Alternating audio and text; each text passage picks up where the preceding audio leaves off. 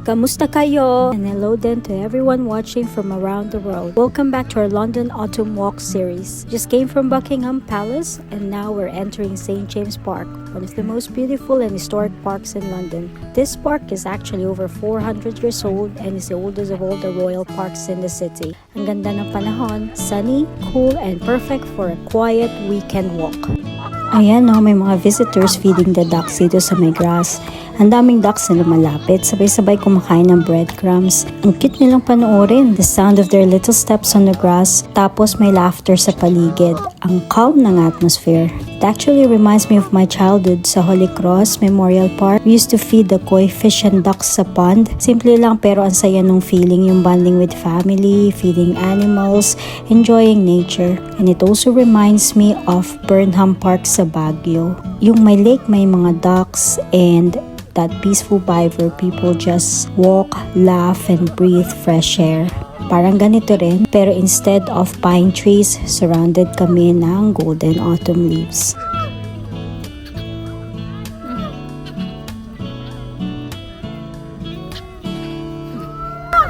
Sila.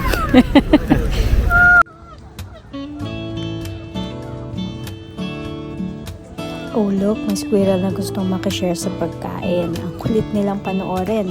Even the animals here seem to have their own stories every day.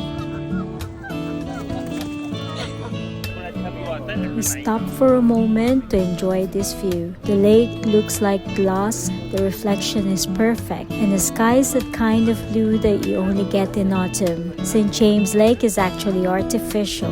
It was redesigned in the 1800s as part of a big makeover by King Charles II, and it's home to swans, pelicans, and even little islands where birds build their nests.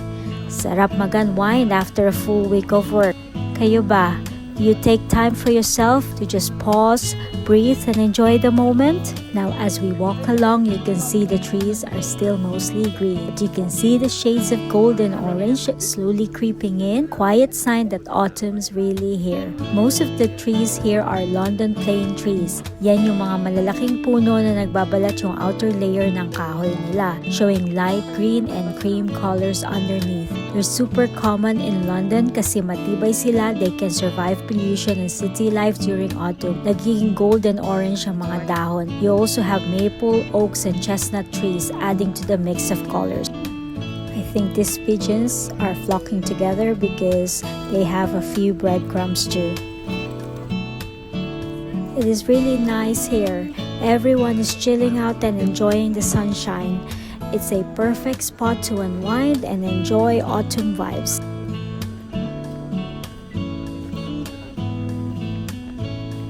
Don't you think this is a perfect spot for a picnic? Do you like the shadow effect when we're walking? And see how the sunlight makes the golden leaves glow. To be honest, it reminds me so much of Burnham Park in Baguio. Yung vibe na simple lang pero nakaka-relax. Instead of pine trees and swan boats, dito mga ducks and pelicans. Both are feel-good walk around the park. And speaking of pelicans, ayan sila. Did you know that pelicans have lived here since the 1600s? The first ones were actually a gift from the Russian ambassador to King Charles II. Matagal na sila dito sa park. Did you know pelicans can hold up to 3 gallons of water in their large beaks to catch fish?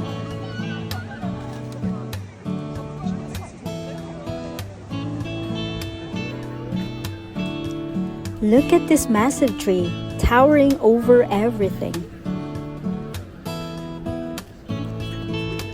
Now we're up on the Blue Bridge. Ang ganda ng view dito. One of the best spots here in the park. Ang ganda dito na.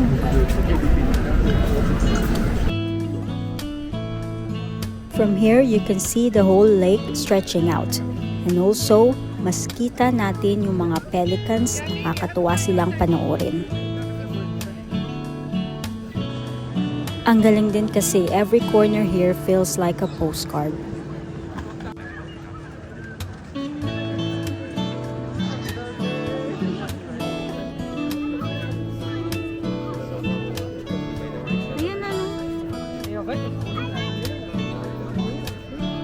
Here's a graceful swan swimming by. Parang model sa photoshoot. Fun fact, lahat ng swans dito sa St. James Park technically pag-aari ng king. It's a part of a royal tradition that's been around for centuries, kaya special talaga sila dito. And if you look up ahead, there's the London Eye and behind it the Shell Center. A little to the left, kita mo rin yung Horse Guards Building, one of the iconic London landmarks. From here, you can even spot a glimpse of Parliament and Big Ben in the distance.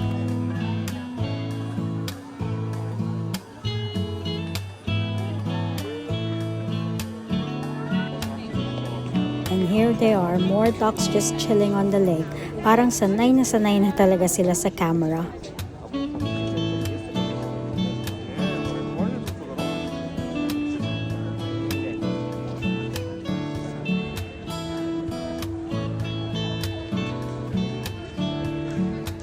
And look at that, this huge tree against the sky with all those golden leaves. Autumn in London really brings out the artist in everyone.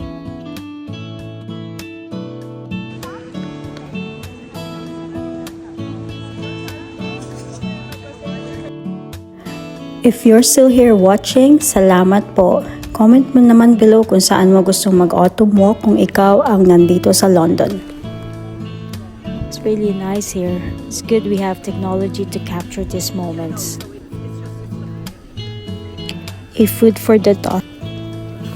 Sometimes not every moment needs a photo. The real beauty, you just have to feel it.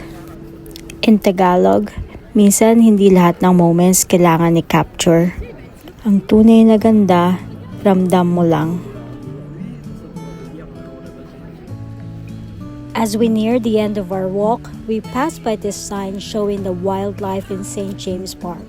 From pelicans to foxes, all living peacefully here. Ang amazing, no? Right in the middle of the busy city, you still get this kind of quiet nature. Look at this massive tree. Ang laki talaga. It gives such nice shade here in the park, especially on a sunny day like this. Imagine some of the trees have been standing here for more than 100 years. Kaya ang dami nilang kwento, if only trees could talk. Ang sarap din tumambay dito sa ilalim, magpahinga at magmuni-muni. And that's our walk through St. James Park. It's calm, colorful, and a little bit nostalgic. Parang combination ng London at Baguio. Hope you enjoyed walking with us today. Don't forget to like and subscribe para lagi kayong updated sa ating London Autumn Walk series. Catch part 4 next. We're heading toward Parliament and Big Ben.